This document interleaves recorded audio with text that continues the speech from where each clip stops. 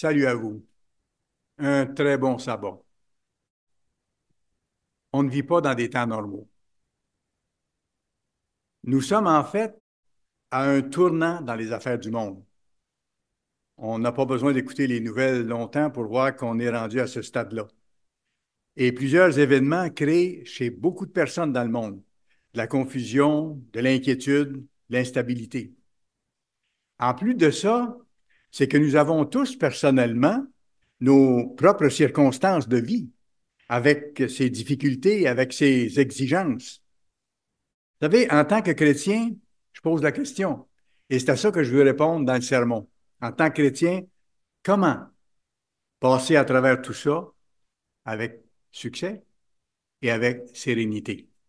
Ce que j'appellerais la paix d'esprit de Dieu. La réponse, pas besoin de vous y reporter, mais elle se trouve dans 1 Corinthiens 15, verset 57.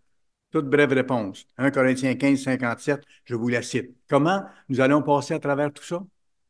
À travers nos problèmes personnels et à travers les situations du monde, Dieu nous donne la victoire par notre Seigneur Jésus-Christ. Dieu nous donne la victoire par notre Seigneur Jésus-Christ. Et c'est là qu'est notre encouragement. Reportez-vous à Hébreux chapitre 12, s'il vous plaît. Hébreux chapitre 12. On va lire le verset 1. Nous donc aussi, donc les appelés du temps de la fin que nous sommes, nous donc aussi, puisque nous sommes environnés d'une si grande nuée de témoins, d'un si grand nombre de personnes qui ont passé à travers des difficultés, qui ont vaincu. Ils nous disent ce que nous devons faire de notre côté. Rejetons tout fardeau et le péché qui nous enveloppe si facilement. Ça, c'est ce qu'on a à faire, de se purifier, d'éliminer le mal de nos vies. Rejetons le péché qui nous enveloppe si facilement et courons avec persévérance dans la carrière qui nous est ouverte vers le but. Et le mot persévérance, ici, dans d'autres versions, est rendu par le mot patience, qui est l'équivalent dans le contexte que je vous donne. Et regardez la clé, début du verset 2, ayant les regards sur Jésus, qui suscite la foi, qui donne la foi, qui donne sa foi et l'amène à la perfection. Jésus qui donne sa foi et l'amène à la perfection. Alors, le titre de mon message aujourd'hui, utiliser la foi et la patience du Christ. Maintenant, je reviens à ça. On parle des nombreux témoins ici. Qui sont ces nombreux témoins? En fait, ce sont les serviteurs de Dieu mentionnés dans le chapitre précédent, dans Hébreux chapitre 11. Et vous pourrez, comme moi, mettre un petit signet dans cette page-là parce qu'on va y revenir régulièrement. Ça va être plus facile pour vous retrouver. Alors, ces témoins dont il parle ici sont les serviteurs de Dieu qui sont mentionnés dans Hébreux 11.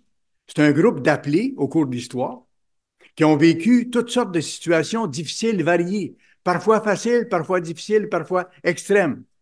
Et on voit qu'ils ont réussi. Comment? Par la foi du Christ et par la patience du Christ en eux. Et ça, c'est des exemples d'encouragement pour nous. Pour ce qui est de la patience, je ne vous apprends rien, mais on est porté à demander à Dieu de nous donner de la patience tout de suite, immédiatement, sur le champ. C'est vrai, quand on a besoin de réussir à passer à travers quelque chose, puis qu'on est impatient, on dit donne-moi de la patience, et on s'attend à ce que ça vienne tout de suite. Et laissez-moi vous préciser une chose par rapport à la patience, qui va nous aider à avoir la bonne approche en ce qui concerne ça. La patience, dans ce sens-là, c'est d'accepter de laisser passer du temps. Accepter de laisser passer du temps par rapport à ce que nous attendons, par rapport à ce que nous avons demandé et par rapport à la réalisation de certaines choses. La vraie patience, par l'aide de Dieu, c'est d'accepter de laisser passer du temps quand les choses ne sont pas toutes réglées. Toutefois, être patient, je vous apprends rien, mais ça va à l'encontre de la société effrénée de notre monde moderne, où tout va très vite, de plus en plus. Déplacement rapide, repas minute, communication instantanée. Il y a 100 ans, par exemple, pour communiquer par écrit avec quelqu'un, il fallait donc prendre la plume, écrire une lettre, l'envoyer. Ça prenait du temps avant que ça se rende. Et avant de recevoir la réponse, ça prenait également beaucoup de temps. Ce n'est plus le cas aujourd'hui. Dans notre monde ultra rapide, Dieu nous dit, soyez patients. Et c'est pour ça qu'on a besoin de son aide pour l'être. Il nous dit, prenez le temps de développer mon caractère. Rejetez ce que vous avez à rejeter, c'est un travail à longue haleine jusqu'au retour de Christ, et demandez mon aide pour que je vous soutienne dans ce que vous avez à faire. Et dans ce sens-là, on se rend compte que la course chrétienne ou le cheminement chrétien, ce n'est pas un sprint. Ce n'est pas une course de courte durée où on va au maximum tout le temps. C'est un marathon. Et un marathon, c'est une course de longue durée où il faut développer l'endurance, la patience en continuant de faire les choses que nous avons à faire. On est dans un marathon et non pas dans un sprint. Alors, voyez-vous, les héros d'Hébreux 11, on voit qu'ils ont été patients. Ils savaient qu'ils devaient avancer sans même savoir combien de temps il allait leur falloir, ni sans savoir toutes les circonstances qui allaient venir au cours de leur vie physique. Ils ne savaient pas d'avance. Ce n'était pas écrit d'avance pour eux. Nous, on le lit après, ça va bien. Mais eux ne savaient pas ce qui s'en venait devant. Ils devaient être patients et courir le marathon ou aller de l'avant avec le marathon en gardant en tête l'importance du but fabuleux que Dieu avait en tête pour eux. Lisons Hébreux 11, s'il vous plaît, le verset 1. Or, la foi est une ferme assurance des choses qu'on espère. On est certain que ce qu'on espère va arriver. Une démonstration de celle qu'on ne voit pas. Et là, je reviens au titre de mon sermon aussi.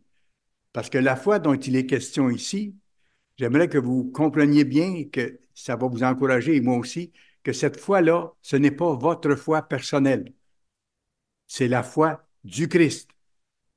C'est pour ça que l'apôtre Paul, qui avait compris le principe, mentionne clairement dans Galates 2, verset 20, Paul qui avait été baptisé, qui faisait partie de l'Église, à qui Dieu avait révélé la vérité biblique.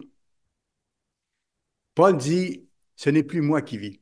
J'ai été baptisé, j'ai reçu l'imposition des mains, j'ai reçu le Saint-Esprit. C'est le Christ qui vit en moi. Et si je vis maintenant, c'est que je vis par la foi du Christ qui s'est donné pour moi. Paul avait compris le principe. C'est le même principe que je veux souligner ici aujourd'hui. Il dit, si je vis, c'est par la foi du Christ qui vit en moi. Et ça nous donne toute la dimension d'encouragement qu'on a besoin et qu'on peut s'en servir pour demander à Dieu d'augmenter en nous son Saint-Esprit. Parce que la foi, comme la patience, ce sont des fruits de son Saint-Esprit. Si vous allez voir dans Galates 5, verset 22, vous allez voir que la foi et la patience font partie des fruits de l'Esprit. Et notre responsabilité, quand Dieu nous donne son Saint-Esprit, quand il nous donne sa foi, quand il nous donne de vouloir persévérer, c'est qu'on ne peut pas simplement s'arrêter là. Parce qu'il est clairement mentionné, vous pourrez aller voir vous-même, dans Jacques 2, à partir du verset 14. Vous le lirez, vous ferez une étude personnelle, ça vaut la peine en continuant. Jacques 2, verset 14 et verset suivant, l'apôtre Jacques explique clairement. Il dit, la foi que Dieu nous donne, sans les œuvres, elle est morte. Elle n'a pas d'efficacité, elle n'a pas de résultat, elle est sans effet.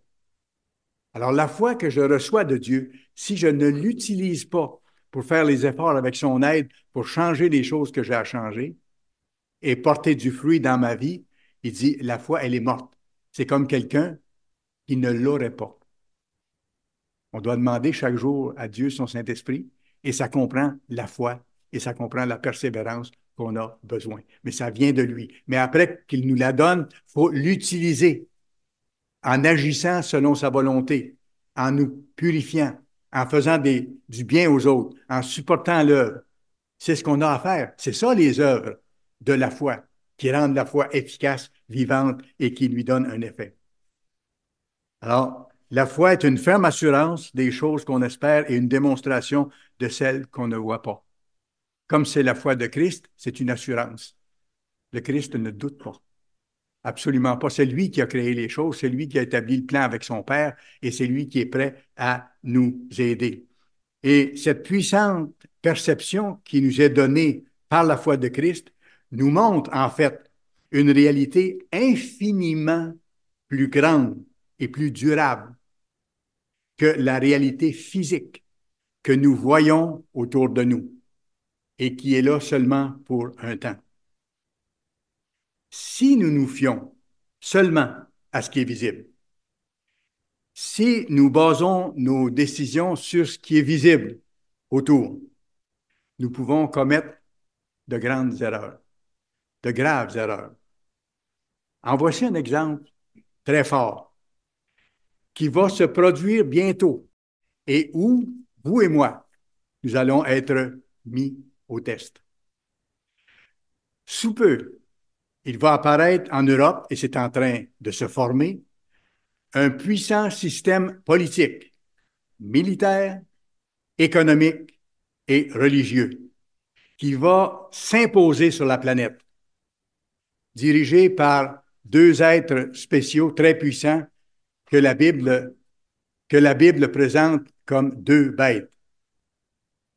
Et à ce moment-là, quand ça va se produire, la vaste majorité des êtres humains va prêter allégeance à ce système mondial réel, visible, impressionnant. La vaste majorité des êtres humains vont porter allégeance à ce système mondial-là. On le voit, reportez-vous à Apocalypse 13, verset 1. Ici, il est question de la première bête. Puis, je vis monter de la mer une bête qui avait 10 cornes et 7 têtes, et sur ses cornes 10 diadèmes, et sur ses têtes des noms de blasphème. Et vous voyez, dès le début du verset 2, c'est la bête que je vis, etc. Bon, verset 8. Qu'est-ce que les gens vont faire quand cette grande organisation politique, militaire, religieuse en Europe, l'Europe unie, va apparaître? On le voit au verset 8 du même chapitre. Tous les habitants de la terre l'adoreront.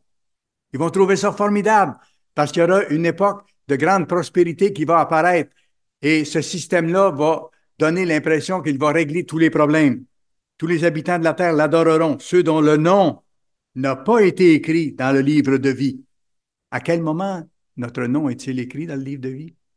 Au moment de l'imposition des mains par un ministre lorsqu'on reçoit l'Esprit de Dieu en nous après nous être repentis. Mais il faut y tenir, il faut faire ce qu'il faut pour ne pas perdre de vue les choses essentielles et pour ne pas faiblir non plus, pour ne pas être de ceux qui vont adorer la bête. Il dit, tous les habitants de la terre l'adoreront, ceux dont le nom n'a pas été écrit dans le livre de vie de l'agneau qui a été immolé dès la fondation du monde. Maintenant, on va aller un peu plus loin, verset 11, on voit la deuxième bête.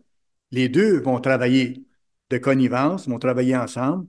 Verset 11, puis je vis monter de la terre une autre bête qui avait deux cornes semblables à celles d'un agneau et qui parlait comme un dragon. Ici, c'est le grand chef religieux, le grand faux prophète, qui va se faire passer pour représentant l'agneau, même remplaçant de l'agneau. Et vous regardez ensuite, ça c'est la bête religieuse, vous regardez ensuite au verset 16, ce qui va arriver dans ce contexte-là. Et elle fit que tous, petits et grands, riches et pauvres, libres et esclaves, reçoivent une marque sur leur main droite et sur leur front, et que personne ne puisse acheter ni vendre sans avoir la marque, le nom de la bête ou le nombre de son nom. Ça, ce sera la situation. Et c'est pourquoi l'ensemble de l'humanité va être en admiration et va collaborer avec la bête. Tous ceux qui verront ces choses-là bientôt, se fiant sur ce que leurs sens physiques vont leur montrer, une bête très puissante qui va sembler régler les problèmes, vont s'imaginer, vont être convaincus que ce système est solide et incontournable et puissant et qu'il vaut mieux collaborer pour ne pas avoir de problème, pour être capable d'acheter, de vendre, donc pour être capable de survivre. Mais j'ai une question. Et ça rejoint le thème de mon message. Qu'est-ce qui sera le plus réel à ce moment-là? Qu'est-ce qui sera le plus réel? Est-ce que ce sera ce qui paraîtra visiblement à l'œil humain ou est-ce que ce sera ce que Dieu annonce comme devant se réaliser à travers ça? Parce que ce système-là va sembler durable, va sembler inébranlable. Alors, la plus grande réalité dans ça, c'est la réalité qui est derrière ce qui va se passer et qui va ensuite arriver. Reportez-vous à Daniel chapitre 2, parce que on voit par ce passage-là que je vais vous citer que, dans le fond, Dieu dit, ce système humain-là, là, qui sera tellement impressionnant, je vais le détruire totalement. Je vais le remplacer par mon système, par un système juste qui ne tombera jamais. Daniel chapitre 2, verset 44. Dans le temps de ces rois, le Dieu des cieux suscitera un royaume qui ne sera jamais détruit, le royaume éternel de Dieu, et qui ne passera point sous la domination d'un autre peuple. Il brisera et détruira tous ces royaumes-là, et lui-même subsistera éternellement. Question? Allons-nous croire ce que nous verrons, parce que nous allons le voir, ou allons-nous croire ce que Dieu déclare, ce que Dieu dit? Voyez-vous, quand on parle des héros de la foi de Hébreux 11, à cause de leur nouvelle façon de vivre, parce qu'ils ont changé de façon de vivre, ces gens-là.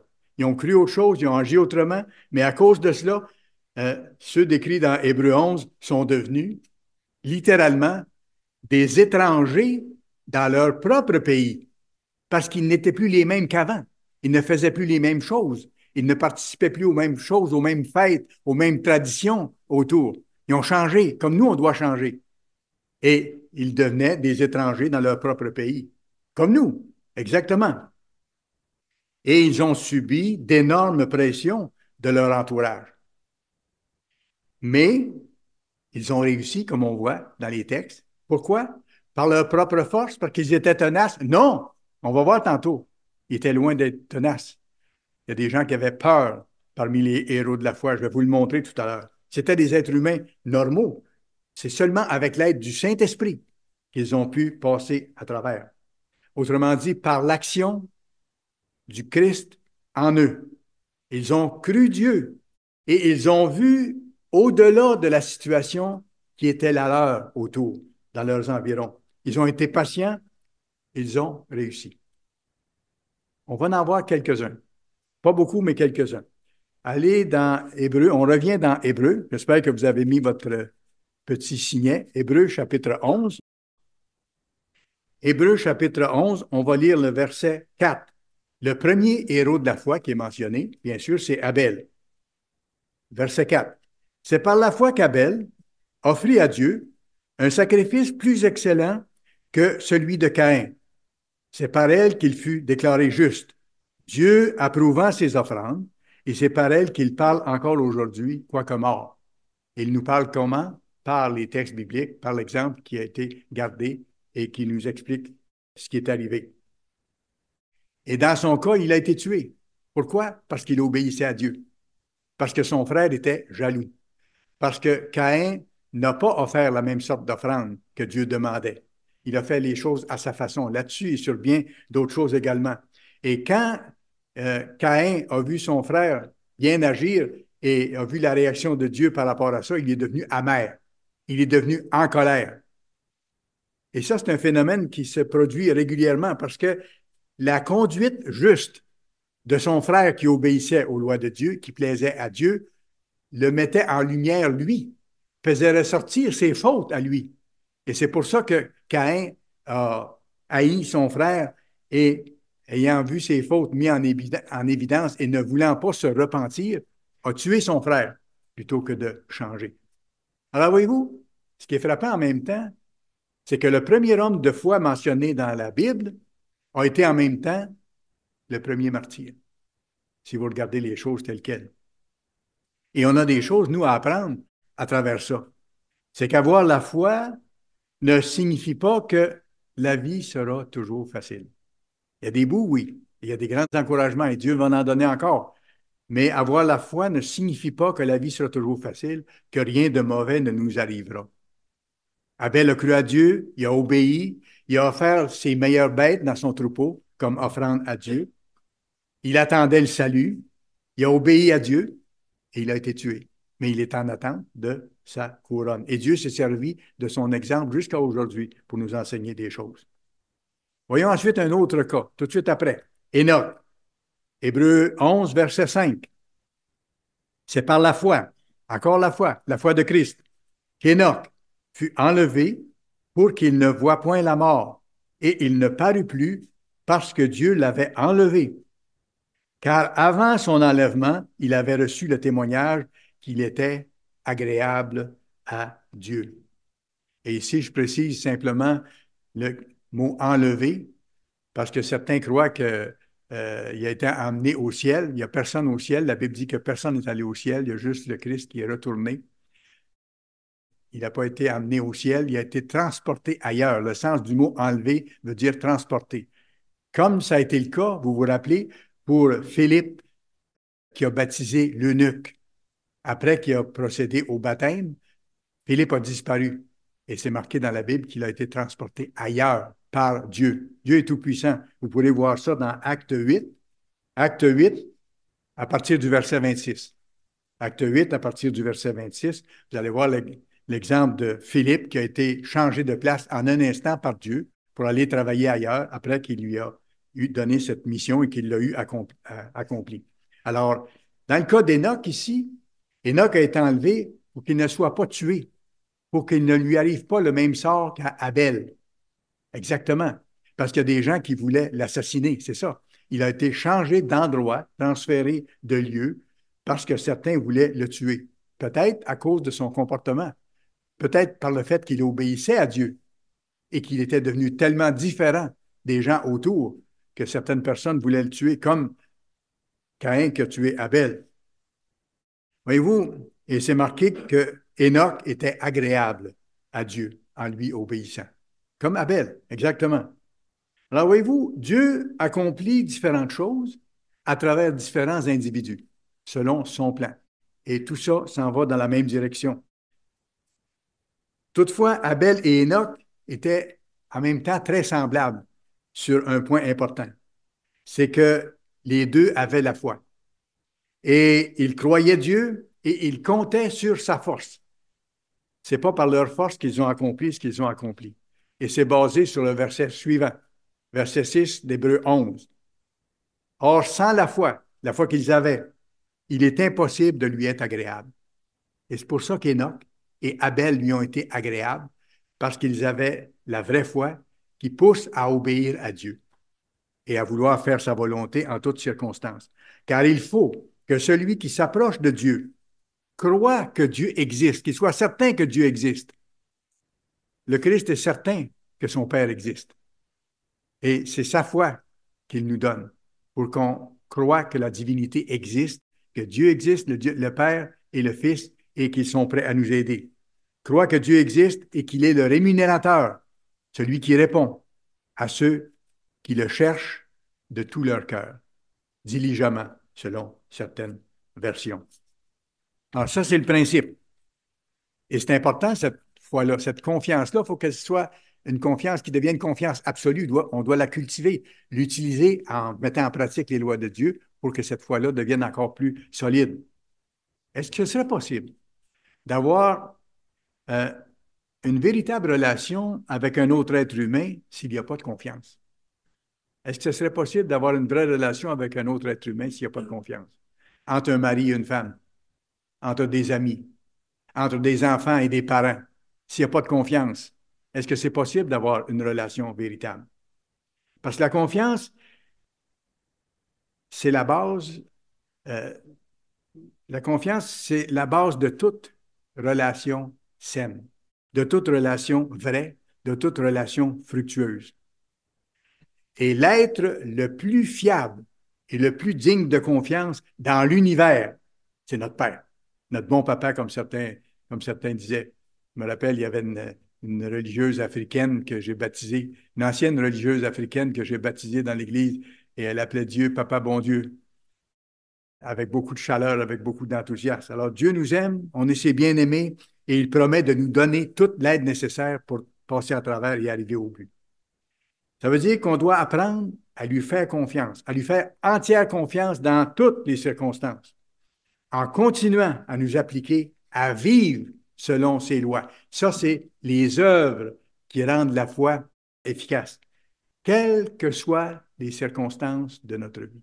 Quelles que soient les circonstances de notre vie et quelles que soient les choses visibles que l'on voit autour de nous, les choses perceptibles à l'œil humain. Vous savez, il y a plusieurs exemples dans la Bible de personnes qui ont cherché à se protéger eux-mêmes en regardant les choses autour, là, qui ont cherché à se protéger eux-mêmes plutôt que de faire confiance à Dieu. Il y a plusieurs exemples de ça.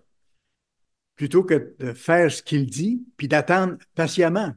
Ils ont fait les choses à leur façon, mais le résultat n'était pas fameux. C'est pour ça qu'il est écrit dans Proverbe 14, verset 12, pas besoin de vous y reporter, vous pouvez noter, Proverbe 14, verset 12, telle voie paraît droite à un homme, semble droite, semble juste, mais son issue ou son résultat, c'est la voie de la mort. La conséquence n'est pas ce qu'on attendait.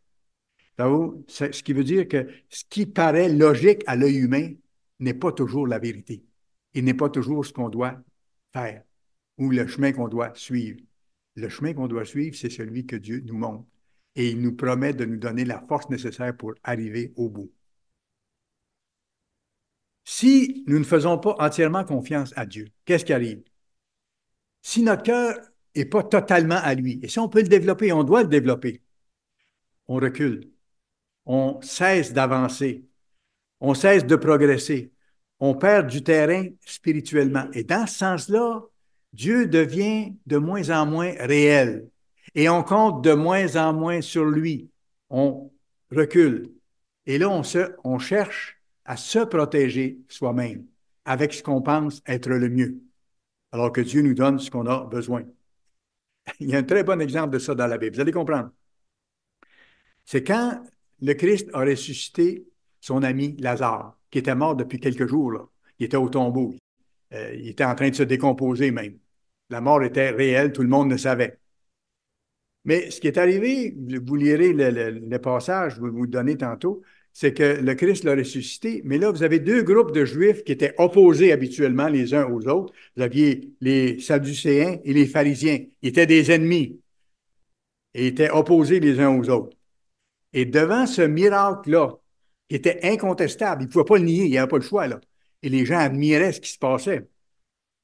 Ils se sont mis d'accord, les deux groupes opposés se sont mis d'accord en disant ceci. Écoutez, les garçons, si on ne fait rien, là, tous vont croire que Jésus est vraiment le Messie. Et qu'est-ce qui va arriver? Les Romains vont venir, vont prendre nos places et vont prendre notre pays. Vous pourrez lire ça dans Jean chapitre 11 et le verset 47. Jean chapitre 11 à partir du verset 47. Vous allez voir davantage ce que je veux vous dire là. Alors, je parle de gens maintenant qui étaient pourtant très religieux, là, qui mettaient en pratique très méticuleusement les Écritures. Ils mettaient en pratique très méticuleusement les Écritures, selon leur compréhension, ou je devrais dire selon leur incompréhension. Mais ils étaient très méticuleux sur ces choses-là. Ils mettaient en pratique, par exemple, scrupuleusement la loi de Moïse. Ils offraient des sacrifices, toutes les ablutions, tous les lavages rituels, la circoncision. Ils avaient gardé ça, puis ils tenaient mordicus et ils ne voulaient pas abandonner ça complètement. Alors, ils étaient très, très, très religieux là-dessus. Puis, bien sûr, ils avaient ajouté plein de choses par-dessus, de leur propre cru. Et bien sûr, ils croyaient au sabbat, ils croyaient aux fêtes, ils croyaient à payer les hymnes. Ça, ils le faisaient, ce qui est gardé dans la loi. Mais ce qu'on appelle la loi de Moïse, les ablutions, puis les sacrifices d'animaux et tout ça, c'était passé. Mais eux tenaient à ça. Ces gens-là, très méticuleux, qui se pensaient bons, même meilleurs que les autres, ont eu peur. Ils ont comploté pour tuer Jésus. Et c'était quoi ça? C'était de transgresser le 6e commandement. qui dit tu ne tueras pas. C'était de commettre un meurtre. En d'autres termes, ils ont été très méticuleux dans l'observance de la loi selon eux, jusqu'au jour où ils ont eu peur des circonstances autour d'eux qui pouvaient les affecter. Là, les choses ont changé. Là, les choses ont changé. De très méticuleux qu'ils étaient, ils étaient prêts à ce moment-là à faire le contraire de ce qu'ils disaient, c'est-à-dire à commettre un meurtre par peur des Romains. Voyez-vous? Sans la foi, c'est impossible de plaire à Dieu. Ils ne croyaient pas Dieu, même s'ils connaissaient la loi en détail, peut-être mieux que n'importe qui, peut-être mieux que tous les autres. Pour eux, Dieu n'était pas réel. Ils ne le connaissaient pas. Ils n'avaient pas de véritable relation avec lui, comme nous, on doit développer. Quelqu'un qui n'a pas la vraie foi ou la vraie confiance en Dieu ne le suit pas réellement. Ça, c'est important de comprendre le principe aussi. Cette personne-là peut poser des gestes extérieurs qui semblent être les gestes de quelqu'un qui est converti. C'est en rapport avec la loi. La personne va faire ça quand les choses vont bien, quand c'est facile, quand ça convient. Ce qu'elle voit lui fait croire que tout va bien et que ça va continuer comme ça à jamais. Mais Dieu dit, c'est ma voie que vous devez suivre, celle que je vous révèle, même si parfois, à l'œil humain, ça ne semble pas vraiment être la voie à suivre. C'est là qu'on a des choix difficiles à faire et c'est là qu'on peut compter sur notre grand frère qui agit en nous. Si on demande sa foi tous les jours et qu'on l'utilise, ça fait toute la différence. On va voir un exemple de ça. Juste un peu plus loin. Hébreux 11, verset 7. Le cas de Noé. C'est par la foi que Noé, divinement averti des choses. Alors Dieu l'a averti qu'il venait un déluge. C'est par la foi que Noé, divinement averti que le monde allait être détruit de cette façon, averti des choses qu'on ne voyait pas encore et saisi d'une crainte respectueuse, construisit une arche pour sauver sa famille. Alors voyez-vous, Noé a cru la parole de Dieu. C'est notre choix aussi, c'est notre possibilité, Dieu nous l'offre. Noé a cru par rapport à des choses ou à des événements qui n'étaient pas encore visibles à l'œil.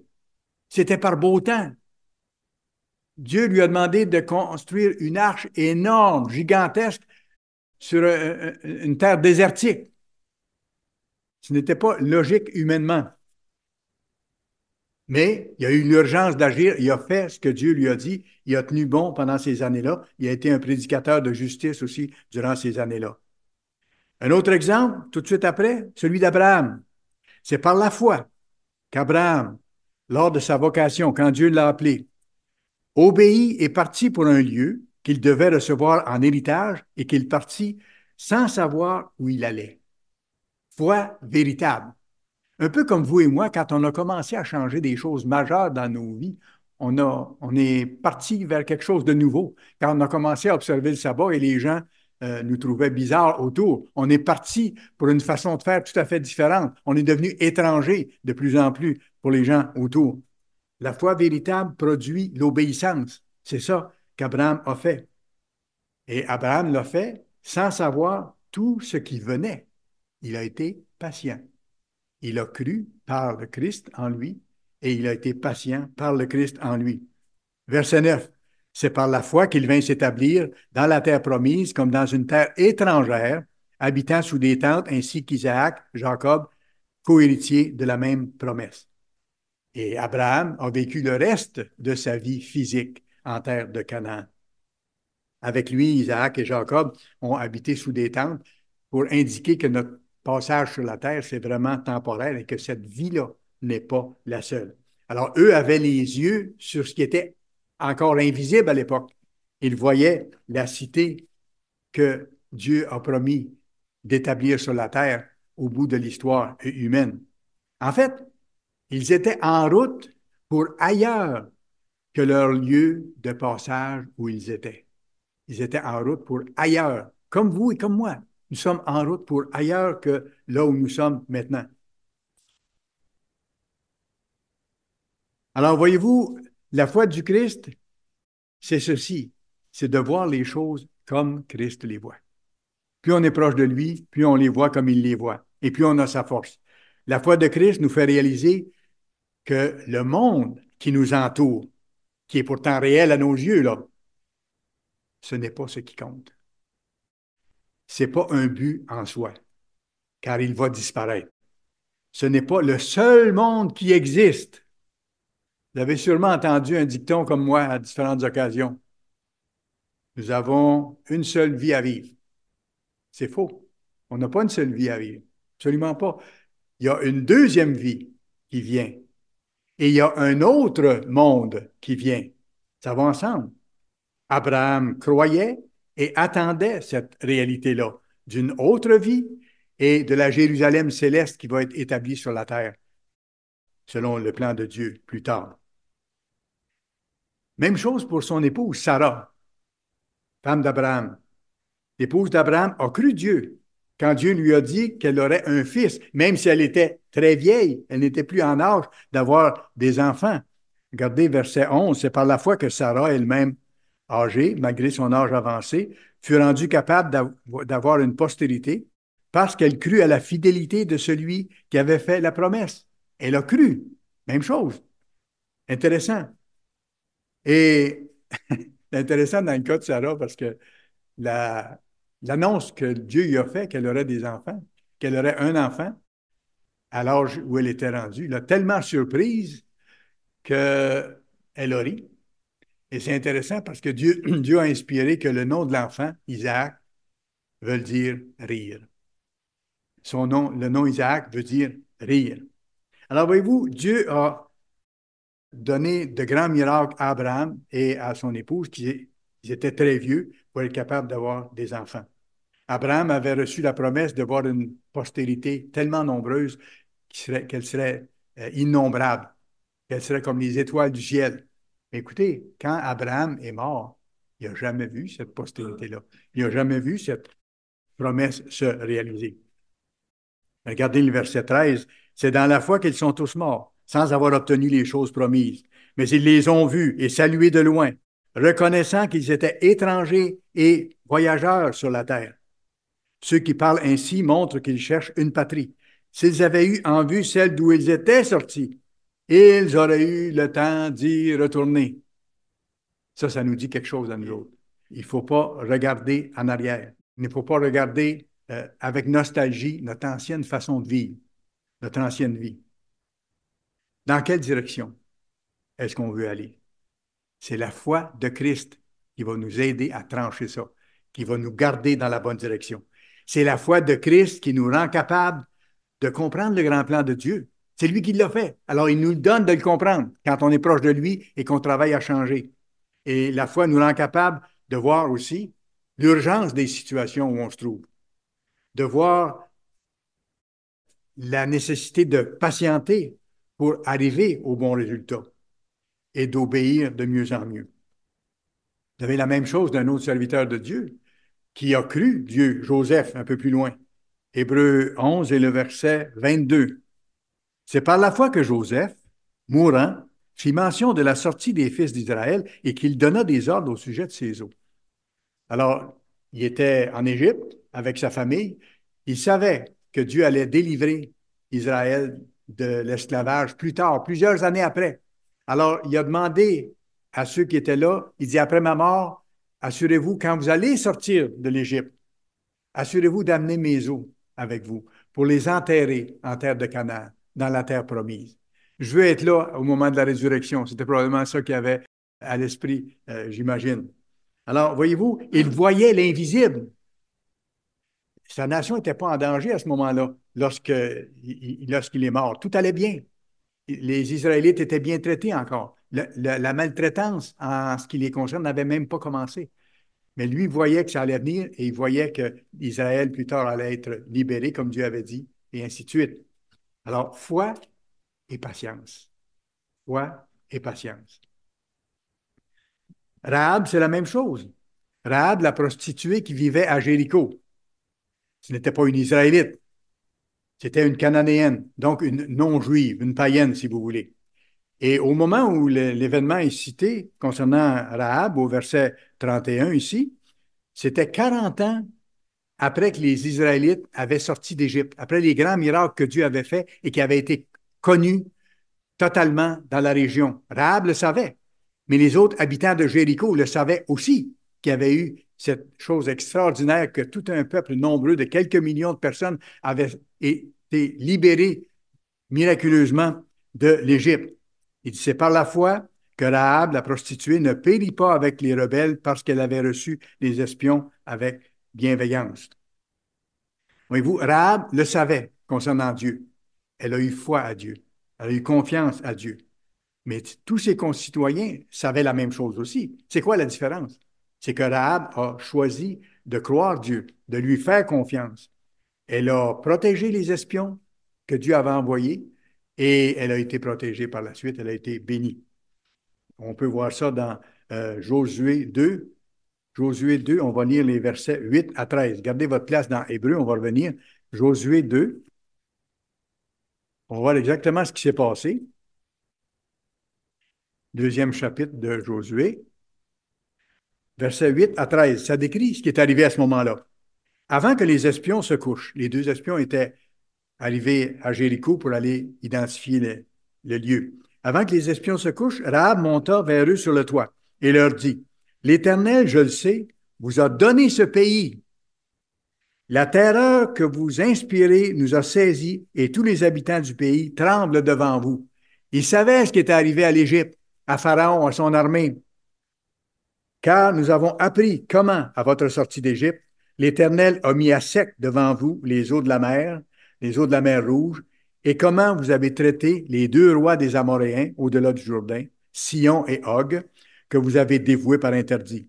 Nous l'avons appris, et nous avons perdu courage, et tous nos esprits sont abattus à votre aspect, car c'est l'Éternel, votre Dieu, qui est Dieu en haut dans les cieux et en bas sur la terre. Et après ça, elle demande aux deux espions de l'épargner, de même que ceux de sa famille, lorsqu'ils vont attaquer Jéricho et qu'ils vont détruire la ville. Et les espions lui ont répondu favorablement. Dieu donne son Saint-Esprit à ceux qui choisissent de croire en lui et de lui obéir en agissant en conséquence. Exactement ça. Tout ça se tient. Il y a d'autres qui ont aussi fait des expériences de foi et de patience. Hébreu 11, on revient à Hébreu maintenant. Hébreu 11, et on va lire le verset 32. Et que dirais-je encore? Car le temps me manquerait pour parler de Gédéon, Barak, Samson, Jephthé, David, Samuel et des prophètes. Ces gens-là, laissez-moi préciser ceci, ces gens-là ne sont pas nés avec la foi. Ne sont pas nés avec la foi. Ils l'ont reçue. Dieu les a appelés, ils l'ont reçue. Et qu'est-ce qu'ils ont fait avec? Ils l'ont entretenu, ils l'ont utilisé, ils l'ont développé en pratiquant les voies de Dieu avec patience. Il y avait des œuvres. Leurs actions étaient en conséquence. Plusieurs de ces gens-là ont été miraculeusement protégés, délivrés, et ça sera encore le cas pour plusieurs. D'autres ont dû donner leur vie avec l'aide de Dieu pour être capables de rester fidèles et de ne pas perdre leur vie éternelle. Lisons le verset 33 à 35. Par la foi, ils vainquirent des royaumes, exercèrent la justice, obtinrent des promesses, fermèrent la gueule des lions, éteignirent la puissance du feu, échappèrent aux tranchants de l'épée, guérirent de leurs maladies, furent vaillants à la guerre, mirent en fuite des armées étrangères. Des femmes recouvrèrent leur mort par la résurrection. D'autres furent livrés au tourment et n'acceptèrent point de délivrance afin d'obtenir une meilleure résurrection, c'est-à-dire la première, la résurrection à la vie éternelle. Mais je vais plus loin. Certains héros de la foi, c'étaient des gens craintifs. Je vais plus loin, c'était des gens peureux. Ils se sentaient au point de départ impuissants. C'étaient des êtres humains, comme vous et comme moi. Ça a été le cas de Gédéon, par exemple, dont il est question après. Vous pourrez lire son histoire, si vous voulez poursuivre l'étude, dans Juges chapitre 6 à 8. Juges chapitre 6 à 8. Vous avez toute l'histoire de Gédéon. Dieu l'a appelé pour faire un travail spécial.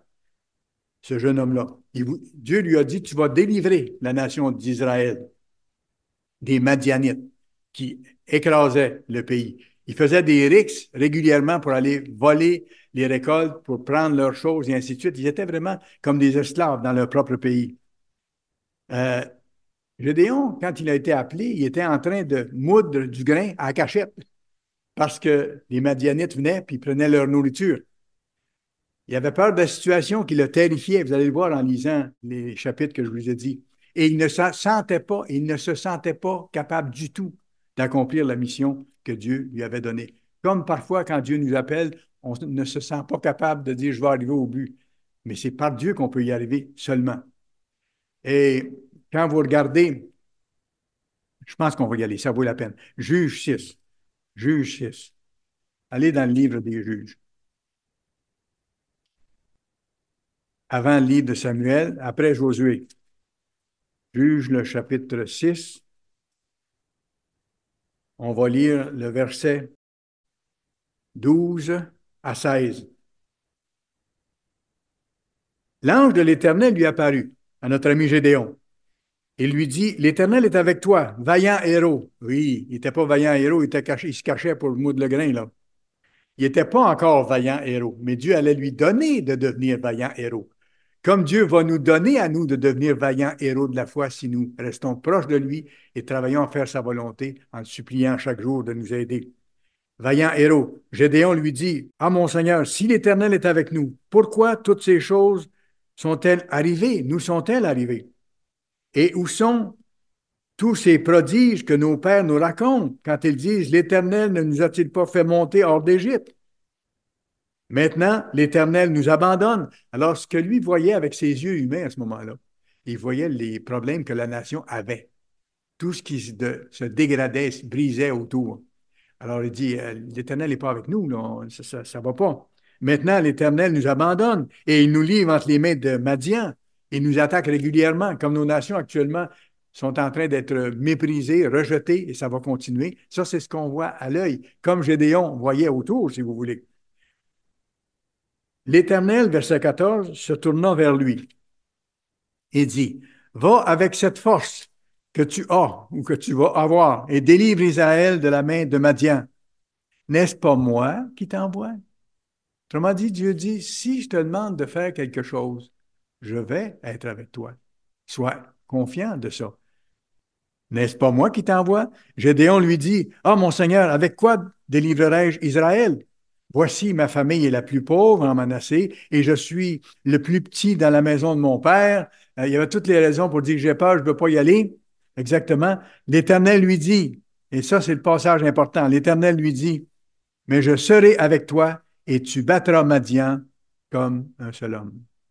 La source de toute force dont nous avons besoin, c'est la force de Dieu, quelles que soient les circonstances et quelle que soit la grandeur du problème. Vous verrez par le contexte que la victoire a été éclatante.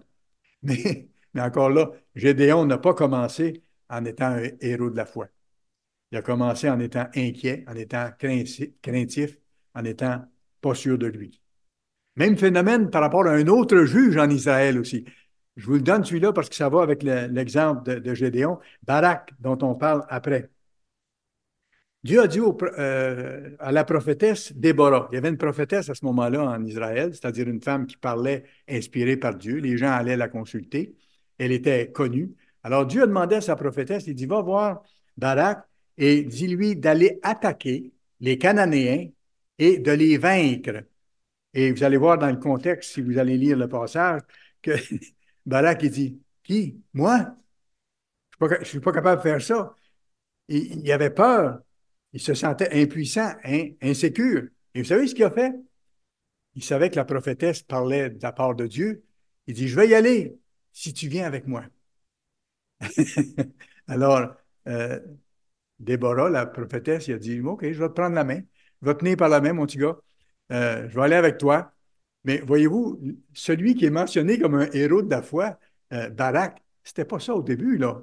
Il avait besoin que sa maman l'amène pour aller diriger l'armée qui allait combattre et qui allait vaincre, pas par la force de Barak, mais par la force de Dieu. Et Dieu lui a donné la victoire. C'est exactement ce qui est arrivé. Alors, je vous donne ça pour qu'on voit que, comme nous, aucun d'eux n'avait lu d'avance l'histoire de sa vie. Aucun d'eux n'avait lu d'avance l'histoire de sa vie, ni comment ça allait se terminer.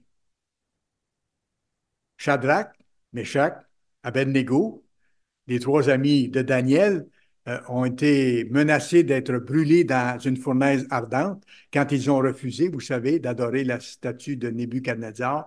Nebuchadnezzar leur a dit, vous allez être brûlés dans une fournaise ardente. Qu'est-ce qu'ils ont fait? Ils ont été, on voit l'histoire, parce que nous, on la connaît, l'histoire, on la lit après. Eux ne la savaient pas avant.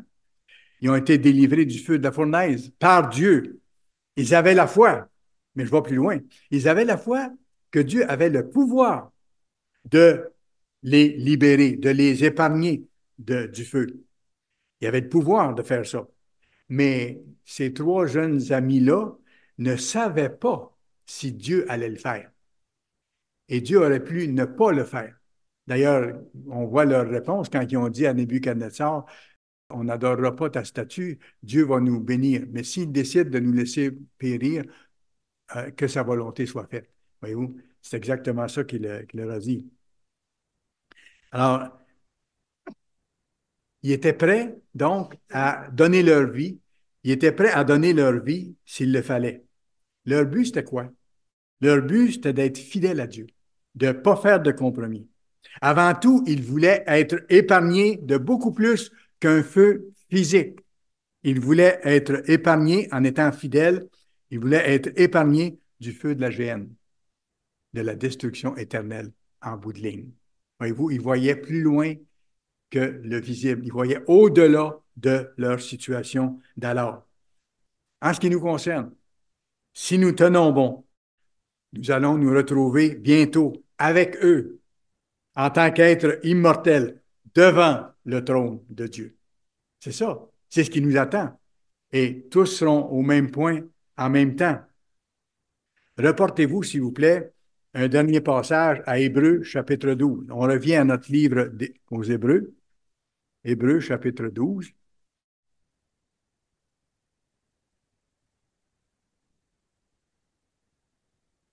Verset 22. Commençons au verset 18.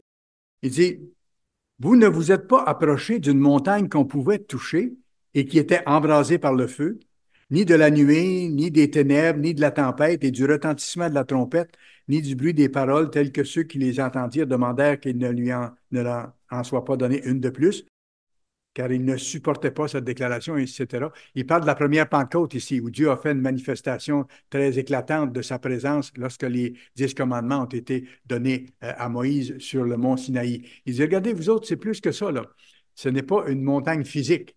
Ce n'est pas une situation comme ça de laquelle vous vous êtes approchés. On le voit d'ailleurs un petit peu plus loin au verset 22. Mais vous vous êtes approchés de la montagne de Sion, du gouvernement de Dieu, de la cité du Dieu vivant, la Jérusalem céleste qu'ils attendaient et que nous attendons, des myriades qui forment le cœur des anges, de l'assemblée des premiers-nés, inscrits dans les cieux,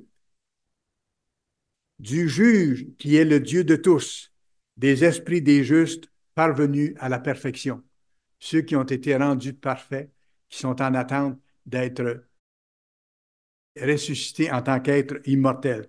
Vous vous êtes rapprochés de Jésus, qui est le médiateur de la nouvelle alliance, et du sang de l'aspersion, qui parle mieux que celui d'Abel. Et c'est pour ça, après, il dit, gardez-vous de refuser d'entendre celui qui parle. Car si ceux qui refusèrent d'entendre celui qui publiait les oracles sur la terre n'ont pas échappé, combien moins échapperons-nous si nous nous détournons de celui qui parle du haut des cieux, lui dont la voix ébranla alors la terre au moment du mont Sinaï, et qui maintenant a fait cette promesse. Une fois encore, j'ébranlerai non seulement la terre, mais aussi le ciel. Et c'est ce qui s'en vient tout proche devant nous. Ces mots, une fois encore, indiquent le changement des choses ébranlées comme étant faites pour un temps, des choses passagères, afin que les choses inébranlables subsistent. C'est pourquoi, recevant un royaume inébranlable. Montrons notre reconnaissance en rendant à Dieu un culte qui lui soit agréable, avec piété et avec crainte, car notre Dieu est aussi un feu dévorant. Voyez-vous, développer de continuer d'être agréable à Dieu. Alors, je conclus simplement en disant, demandons avec insistance chaque jour. Demandons et utilisons la foi et la patience du Christ vers le monde inébranlable qui approche.